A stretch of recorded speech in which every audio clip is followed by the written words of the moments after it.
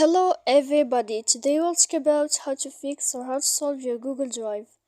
To know how to fix or how to solve your Google Drive, you should just go to settings. Here in this page you click apps, default apps, app settings.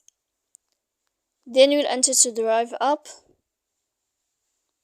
After that, here in this page we click on first stop and we click OK. Then we'll enter to storage. Here in this page we click clear cache. Don't click clear data because that can make errors in your app. And in the end of all these steps, then you can turn off your phone. You will wait 3 seconds and you can turn on your phone again to fix that problem. So please don't forget to support us by like and subscribe.